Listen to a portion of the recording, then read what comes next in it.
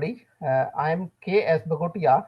I'm Vice President of Indian Society of Hospital Waste Management, and we will be talking today recycling and disposal of personal protective equipment. So we have these days guidelines issued by Central Pollution Control Board. These were issued on 21st July this year. These are applicable to COVID-19 suspected and confirmed patients, healthcare facilities, quarantine camps, quarantine homes, home care, sample collection centers, and laboratories. These are also applicable to state pollution control boards, pollution control committees, urban local bodies, and common biomedical waste treatment practices, biomedical waste management. Purpose of the biomedical waste management is to protect human health and environment.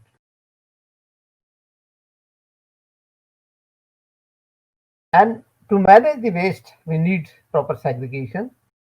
You can see the type of containers. We should keep the containers which should have a lid and adequate size. And we are putting them, we call it liners or the bags. These of the same color. If the yellow container is there, yellow liner, and if red container is there, you'll see this biohazard symbol is also. And as a precaution, I told you that we can use the double layered bags to ensure that adequate precaution is there. And thickness of these bags thickness, if you take, it is mentioned as 100 micron in biomedical waste management rule. So can I interrupt? Yeah, please. The current setup for the segregation, is this also, how can we implement this in societies, in in schools, hospitals? Is there a way? Right. How is this going to be applicable to? This is especially for biomedical waste, and during this COVID, there are many kinds of waste, yellow containers. That means which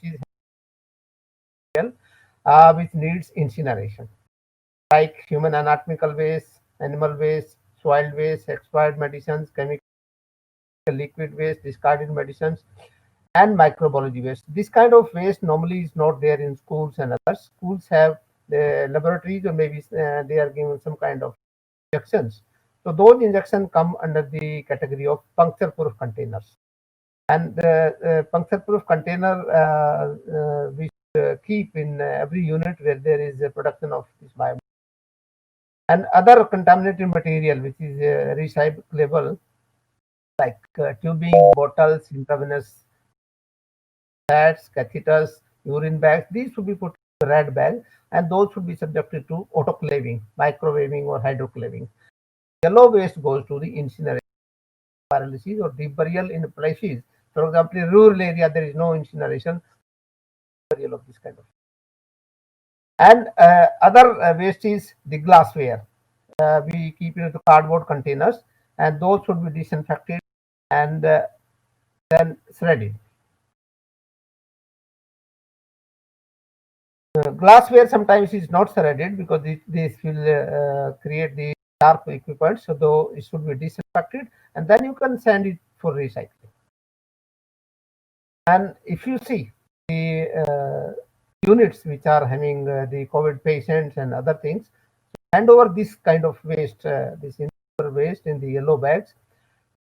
So the biomedical waste authorized waste collector at the doorstep, engaged by the local bodies, and deposit the biomedical waste in yellow bags at the designated deposit centers if they are there, established by urban local bodies, and then hand over this biomedical waste to waste collector engaged by common biomedical waste treatment at your doorstep.